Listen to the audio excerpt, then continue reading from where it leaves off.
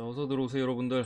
어쨌든 해외 축구 자체는 계속해서 좀 좋은 흐름이 이어지고 있고, 뭐 박스 자체는 그냥 거의가 아니죠. 매일 먹고 있어요. 지금 재개하고부터 계속 먹고, 어제도 뭐 랭스 프렌이랑 뭐였지 하나가 AT 승 푸근하게 맞췄고, 적중률도 계속해서 잘 나오고 있는데 계속해서 좀 좋은 흐름 이어 가봅시다. 아시겠죠?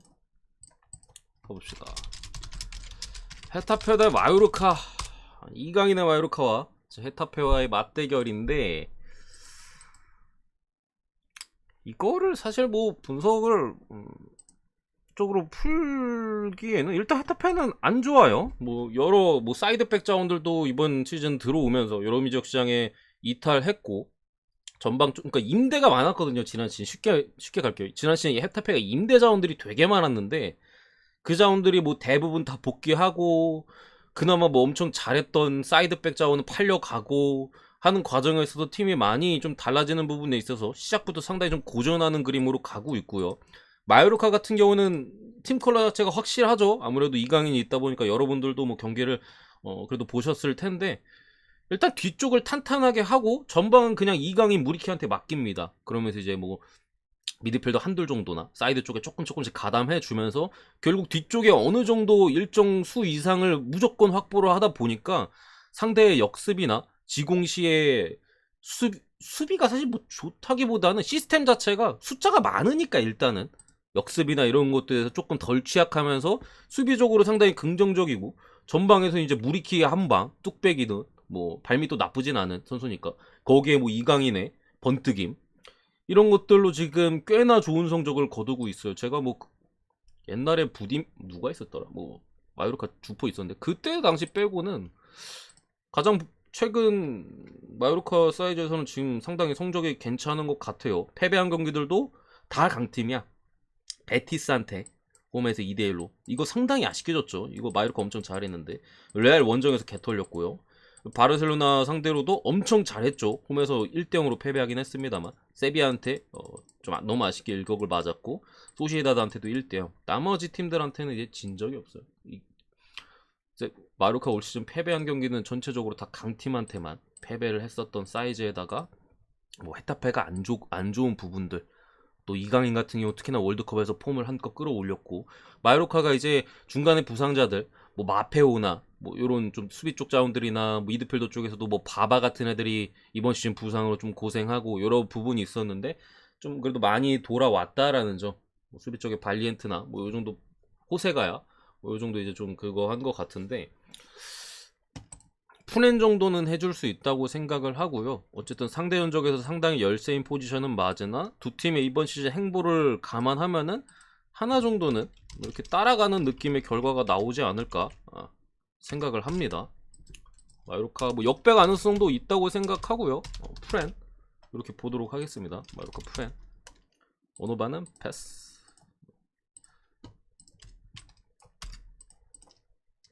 두 번째 경기 셀타비고 대 세비야. 두 팀 다 이번 시즌 뭐 강등권에 있는 거 보니까 왜 이렇게 웃기냐.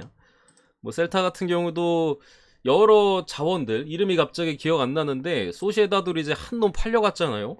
미드필더 쪽에서 상당히 뭐 빠르고 원래 측면 윙어로도 기용되는 선수인데, 어쨌든 셀타 시스템상 이제 중앙 쪽에서의 집중형이다 보니까 중앙에서의 빠른 역습을 좀 주도하고 이랬던, 이름이 기억이 안 나. 누구였더라? 아무튼 뭐 이탈하고 여러 뭐 데니스 수아레즈도 이번 시즌 거의 출전을 하지 못하고 있고 여전히 부상이고, 이런 과정에 있어서 상당히 어려운 흐름이 계속해서 이어지고 있어요. 수비 쪽에 특히나 실점이 상당히 많은 지금까지의 어쨌든 상황이고, 뭐 중간중간에 솔직히 불운했던 경기들도 있습니다. 경기 내용적으로 나쁘지 않았는데 막 지거나 이랬던 적도 종종 있어요.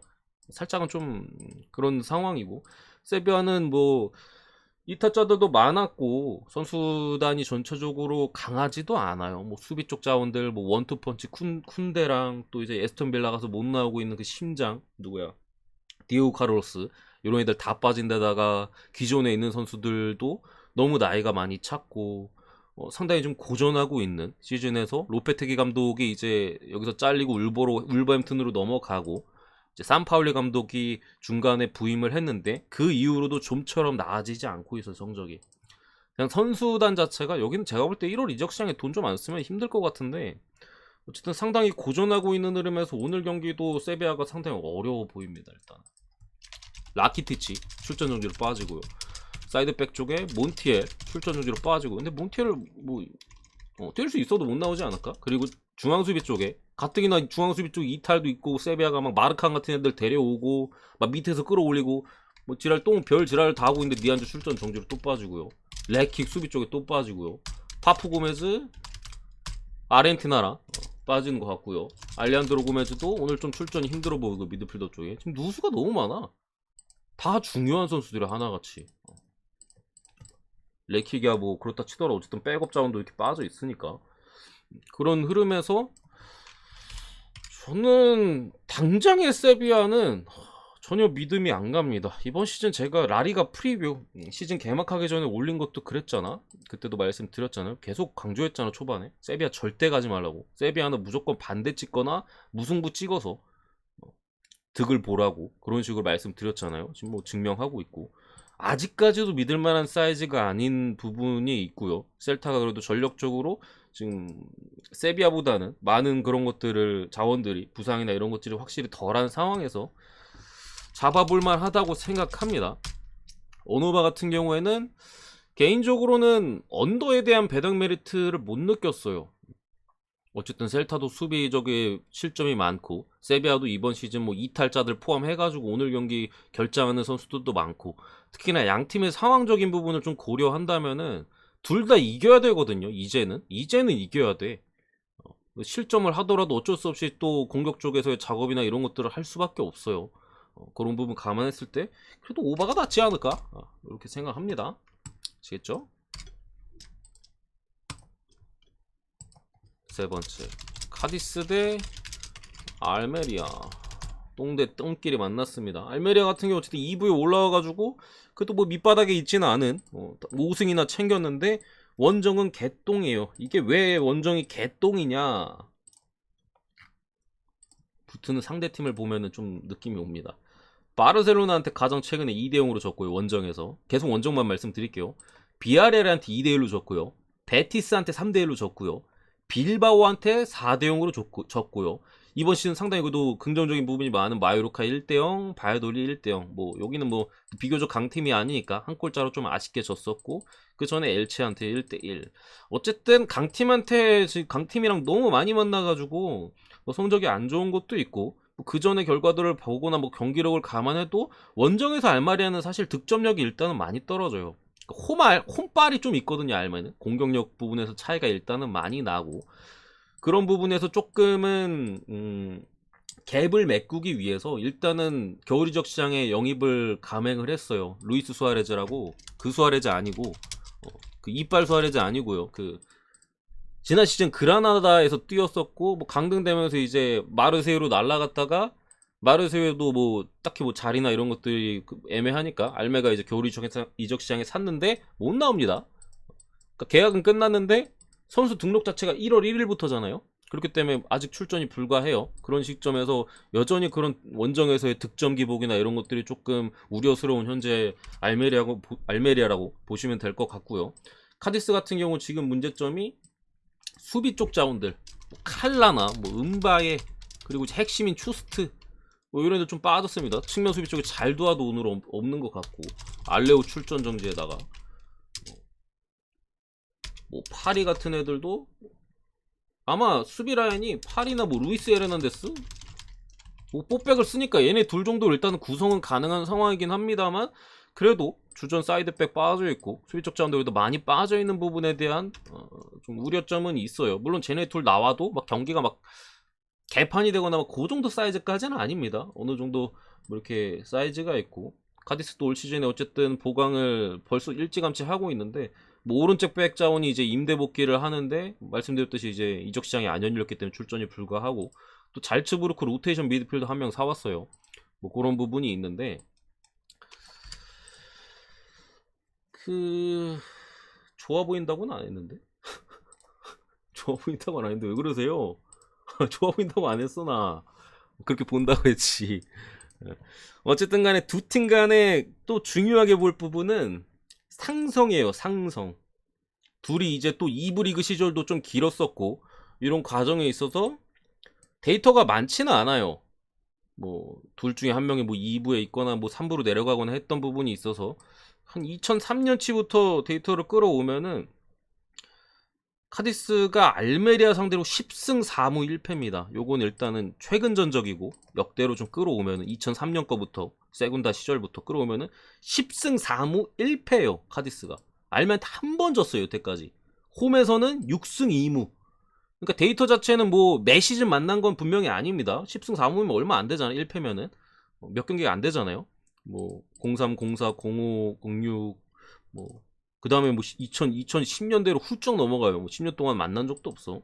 어쨌든 데이터상으로는 20년이 되는 기록에서 카디스 홈에선 6승 2무로 뭐 여기도 뭐 최근이니까 당연히 진 적이 없어요. 알메한테 6승 2무야. 한 번도 안 졌어 알메한테. 카디스 같은 경우 알메리아만 만났다 하면은 승점을 가져오는 뭐 솔직히 알메나 카디스나 뭐 그렇지 않습니까 여러분들? 뭐 이게 똥인지 뭐 똥오줌 싸움 아니에요. 근데 분명히 두 팀 간에 이제 상성은 존재하고 알메리아의 원정 경기력이나 여러 가지 감안했을 때 요거는 분명히 알메 프렌 쪽을 보기에는 리스크가 좀 큰 부분이라고 생각을 하고요. 그렇다고 카디스 승 쪽을 보기에도 수비 쪽에 어쨌든 그런 부분도 있고 뭐 좀 그래요. 어쨌든 알메도 지금 뭐 주전 센터백 전경기 선발 뛴 놈 엘리라고 있는데 걔 출전 정지로 빠져 있습니다. 양팀 다 뭐 수비 쪽에 누수자들이 있는 그림에 있어서 그래도 저는 조금 보수적이게 무승부햄무로 보겠습니다. 만약에 한쪽을 택한다면 그래도 햄무 쪽을 택할 것 같고요. 또 홈의 기세나 이런 것들. 근데 이쪽만 무작정 보기에는 알메가 지금 원정 6연패거든요. 근데 이 정도 사이즈 팀 만나면 사실 한 번쯤 끊어가요. 지금까지 뭐 강팀들 연전이었기 때문에 사실 연패를 끊기 어려움이 있었는데 뭐 홈에선 그래도 잘하는 부분이나 여러 가지 봤을 때 한 번쯤 끊어갈 타이밍이 됐다. 끊는다면은 무승부의 가능성도 상당히 유력한 그림에서 뭐 양쪽으로 이렇게 무승부에 뭐 째서 매팅하는 그림이 조금 낫지 않을까 싶고 언오바는 수비 쪽 누수가 좀 많음에도 저는 일단 언더 볼게요. 1대0, 1대1 그리고 뭐 2대1까지도 가능해 보이긴 합니다. 오바가 나온다면은 좀더 그림으로 보고요. 써보세요. 네 번째 웨스트햄 대 브렌트포드. 매치업상으로 상당히 좀 빡빡해 보이는 경기인데 일단 뭐 결장자부터 보면은 주마 시키는 뭐 넘어오고 뛰질 못하네 진짜로. 여기 막시코르네 사이드 공격 쪽에 또 빠져있고 이번 시즌 사수올로에서 데려온 스카마카 공격 쪽이나 또 이제 리강 어느 팀인지 기억이 안 나네요. 아무튼 또 거물급까지는 아니고 상당히 좋은 수비수 아구에르드 모로코 주전 수비수였습니다. 근데 이제 중간에 부상으로 빠졌었고 어쨌든 얘네 둘이 불투명인데 선발은 일단은 못 뛰는 것 같아요. 벤치에 들어가거나 빠지거나 그 정도 사이즈인 것 같은 상황이고 브렌트포드도 수비 쪽에 아예르나 이제 볼로냐에서 상당히 좋은 에런 히키 사이드백 빠져있고 뭐 요 정도인 것 같아요. 뭐 바티스테나 오니에카 같은 로테이션 자원도 이제 불투명 정도 떠있는데 뭐 출전이 불가능해 보이진 않는 상황에서 어쨌든 결장자 같은 경우 요 정도 그림으로 보시면 되는데 두 팀의 상반된 좀 최근 흐름입니다. 딱 보시면은 특히나 직전 경기 브렌트포드 같은 경우는 토트넘이라는 그래도 좀 어려운 상대를 만나서 홈에서 경기력 자체가 상당히 좋았죠. 마지막에 조금 힘이 빠지면서 토트넘이 맹추격과 역전의 흐름을 좀 잡긴 했습니다만 솔직히 전체적인 경기 흐름 자체는 브렌트포드가 훨씬 더 잘했던 경기고 웨스트햄은 뭐 그냥 아스날한테 꼼짝 못했었던 부분인데 어쨌든 저는 일단은 그렇게 생각을 해요. 웨스트햄 정배잖아요 이게. 웨스트햄 정배는 정말 확실할 때 아니면은 웬만하면 피하는 게 제 생각에는 좋다. 제가 웨스트햄을 정배를 이거 갔던 적이 본머스랑 붙었을 때 이때 한번 주력으로 갔던 것 같고 그리고는 뭐 안 간 것 같은데 갔었나? 뭐 부주력에도 한번 갔었을 것 같기도 하고 아무튼 정확히 기억나는 거 본머스 2대0 이때 한번 갔었고 울버랑 했을 때도 갔었나? 아무튼 뭐 이번 시즌 웨스트햄이 지금 뭐 4승 2무 10패로 상당히 떨어져 있는데 이긴 팀들이 다 이길 만한 팀들이에요. 뭐 에스턴 빌라 시즌 초반에 그 제라드 시절, 구대기 시절, 다 꿈도 희망도 없던 그 시절 1대0으로 이겼고요. 원정에서. 울버햄튼 앞으로 울버햄튼은 좀 기대가 되는데 이때 당시 울버는 뭐 그냥 형편없었잖아. 공격이 아예 뭐 3경기에 한 골 넣을까 말까. 뭐 2대0으로 간신히 이때 경기력상은 간신이었어요. 간신히 이겨. 그다음에 이제 풀럼의 수비적인 약점. 이때 갔다. 이때 풀럼하고 할 때도 갔다. 풀럼하고 할 때 갔고 보모스랑 할 때도 갔다. 이때 풀럼 할 때도 갔는데 이때도 뭐 풀럼의 수비적인 부분을 그래도 웨스트햄이 수비 자체는 크게 나쁜 팀은 아니니까 물론 이번 시즌 실점이 엄청 적진 않습니다만 뭐 잡았었고 그다음 본모스예요. 이거 4승. 그러니까 웨스트햄은 기본적으로 뭐 모에스 감독의 축구가 이미 많이 읽혔죠. 이제 좀 한때는 뭐 유럽 대항전까지도 나갈 만큼 이번 시즌 가고 있잖아. 지난 시즌에는 그럴 만큼 모에스 감독의 웨스트햄 축구가 이제 상당히 긍정적이고 좋은 방향이었는데 어쨌든 사실 구식 축구예요. 모에스 옛날부터 이제 에버튼 시절 그 뭐 에버튼은 상당히 오래 했잖아. 거기에 맨유 거쳐서 뭐 웨스트햄 왔는데 전술 자체도 이제 뭐 중하위권 팀들 전용 전술. 수비 라인 쫙 내리고 압박의 강도나 짜임새나 전혀 없는 그런 좀 구식 축구를 하는 그림에 있어서 이제 모든 팀들이 웨스트햄을 상대하는 법을 알아요. 그런 부분에 있어서 올 시즌 성적이 좋을래야 좋을 수가 없고 그나마 선수라도 좀 잘하면 괜찮은데 모이스 감독 같은 경우 여러분들도 아시겠지만 주전 라인업에 대한 변화나 이런 것들이 없어요. 그냥 쓰던 놈들 계속 씁니다.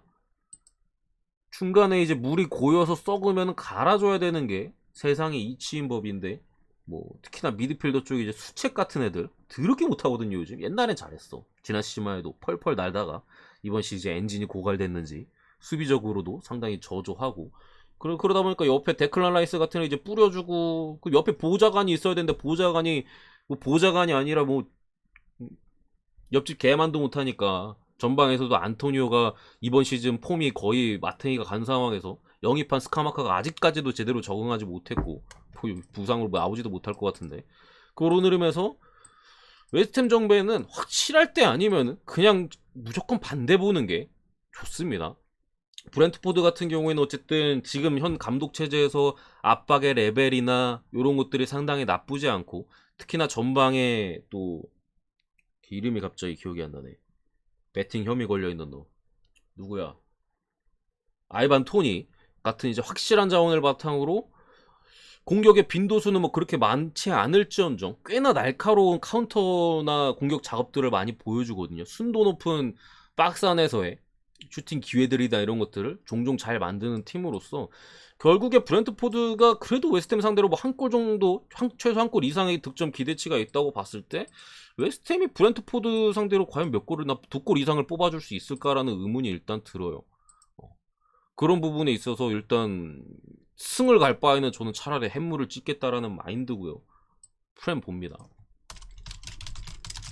브렌트포드 프렌 쪽 생각에는 무승부 가능성도 충분히 있다고 보여줘서 무승부 뭐 부포 프렌 요런 그림으로 일단 봅니다. 뭐 압박의 강도 자체도 브렉포드가 상당히 좋고 미드필더 쪽에 이제 뇌르가드 같은 애들이 이제 시즌 중간에 빠져있던 부분이 있었는데 상당히 활동량도 좋고 압박도 괜찮은 놈이에요. 근데 지난 토트넘전부터 이제 휴식기를 거쳐서 복귀해가지고 또 팀에 가세하고 있다는 점에서도 미드필더 쪽에서도 에너지 레벨이나 이런 것들이 훨씬 더 브렌트포드 쪽에 뛰어나고 여러가지 감안했을 때 지지는 않을 것 같다 이렇게 봅니다.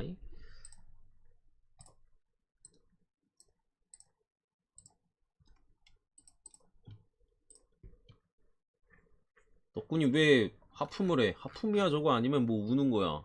분석이 너무 지루합니까? 빨리빨리 할까요? 근데 2경기밖에 안 남았어. 리버풀 대 레스터. 일단 리버풀 쪽에는 여전히 뭐 아르투르나 공격 쪽에 루이스 디아스, 조타, 피르미누 못 나오고요. 여기 뭐 커티스 존스도 미드필더 백업 쪽에 빠져있고 뭐 수비 쪽에 코나테 그리고 뭐 제임스 밀러 불투명인데 뭐 지난 경기와 아마 비슷하게 나올 것 같아요. 지난 에스턴 빌라전이랑 비슷하게 나올 것 같은데 그 개인적으로 뭐 이거 분석할 필요는 없다고 생각합니다. 이거는 뭐 빠져있는 건 말하고 그냥 결론 낼게요.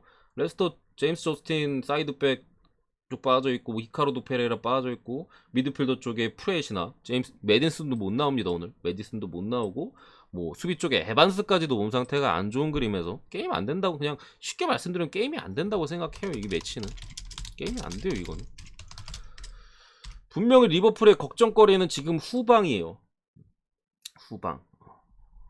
후방이기 때문에 저 국내 경기는 안 합니다. 빠르님.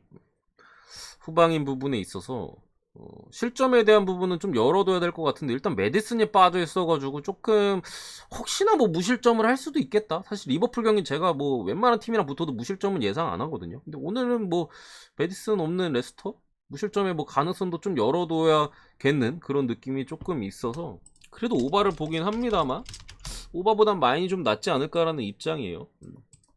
왜냐면은 뭐 2대0이 될 수도 있고 3대0이 될 수도 있으니까 2골 이상을 기록하기에는 레스터가 좀 상황이 어렵다. 근데 확실한 건 리버풀이 뭐 압박 수준은 여전히 강해요.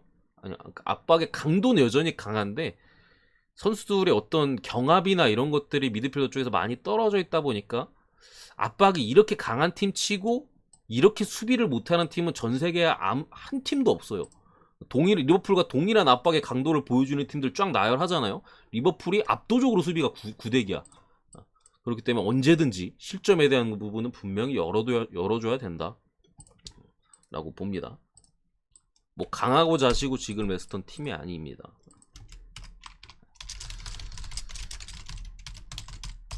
그리고 전방 쪽에 뭐 누네즈 살라 절대 못 막아요. 막을 수가 없어. 뭐 누네즈가 한 10개 날리면은 무가 뜰 수도 있습니다. 누네즈는 뭐 많이 날리긴 하니까.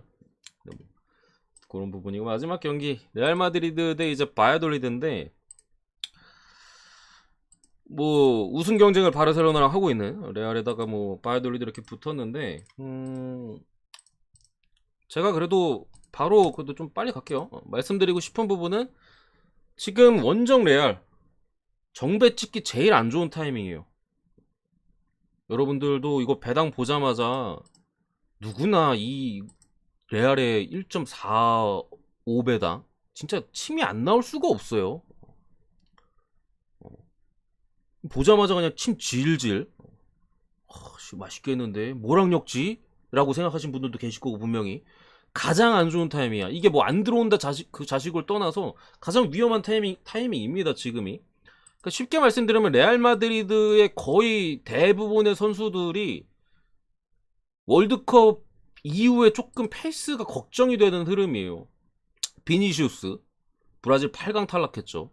상당히 실망스러움과 여러가지 정신적인 데미지도 있을 거고, 어쨌든 시작이잖아요. 물론 얘네가 워낙 뭐 세계 최고의 선수들만 모여있고 프로페셔널하게 바로 본인들이 했던 것들을 바로 보여줄 수도 당연히 있는데, 어쨌든 상황적인 부분을 고르면 분명히 멘탈적인 데미지가 클 거고, 벤제마 같은 경우도 뭐 아시는 분들은 아시겠지만 벤제마가 사실 월드컵에 뛸 수 있었어요. 16강부터 뛸 수 있었는데 여러 선수들과의 불화, 벤제마 같은 경우 이슈가 되게 많잖아. 솔직히 좀 인성 구대기잖아요. 프랑스에서 논란 되게 많았잖아. 그런 부분에 있어서 그냥 버린 거예요. 부상 핑계 겸 그냥 버린 거야. 대체자를 뭐 소집도 안 했잖아요. 너 필요 없어, 그냥 나가, 이런 느낌인 거예요. 실제로 뭐 벤제마 같은 경우 프랑스 대부분 레알 선수 제외하고 나머지 프랑스 선수들이랑 뭐 SNS 관련해가지고 싹 다 언팔로우 까지 한 부분에 있어서 또 조금 침체돼 있을 가능성도 있고, 모드리치 본인의 이제 축구 인생에 마침표를 찍었어요. 크로아티아를 이제 3위에 올려놓으면서 마침표를 찍었고요. 또 발베르데 우리한테 처발려가지고 조별예선 탈락했고요. 월드컵. 추아멘이 월드컵 결승전 승부차기 실축했고요. 아르헨티나 관중에 이제 폐기에 눌려가지고 카마빈간 벤치에서 그거 구경만 했고요. 여러 지금 레알 마드리드의 자원들이 멘탈이 좋을래야 좋을 수가 없어. 토니 크루스 슬슬 축구 인생 마감하고 있고요.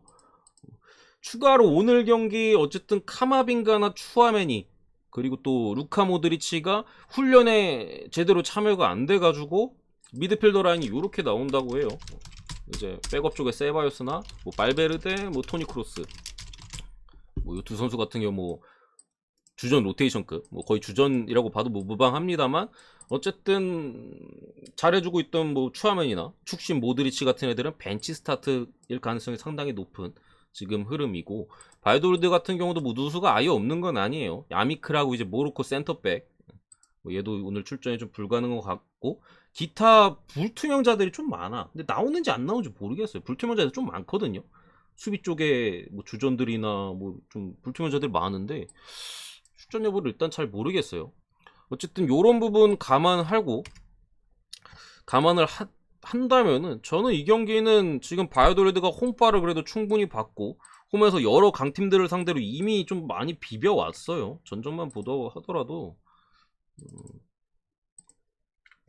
뭐 소시에다드, 뭐 베티스한테도 묵해고 그 다음에 뭐 큰 강팀은 없긴 했었습니다만 소시에다드한테 이기고 베티스랑 뭐 비기고 뭐 요런 흐름들이 조금 있었던 거 감안하면은 생각보다는 레알 마드리드가 막 대승을 거두는 사이즈는 아닐 것이다. 요런 그림으로 저는 보고요. 무승부에 뭐 오바 보도록 하겠습니다. 그래도 레알이라고 썩어도 준치라고 해무 쪽의 가능성을 당연히 높게 보고요. 2대1 정도의 가능성을 보긴 하는데 사실 오바도 막 그렇게 땡기는 부분은 아니다. 왜냐면 레알이 고전을 한다면은 결국에 공격적의 흐름에서 이제 고전을 하는 그림이 나올 가능성이 높아요. 바이오돌리드가 많은 득점을 뽑는 팀은 아니고 결국 비비는 그림에 있어서는 항상 수비로 비비거든요. 홈에서만큼은 이제 평균적으로 한 골도 안 먹고 있고 그런 부분에 있어서 오바도 배당적인 메리트를 감안했을 때는 크게 있어 보이지는 않는다. 이 정도 보고 오늘 마무리하겠습니다.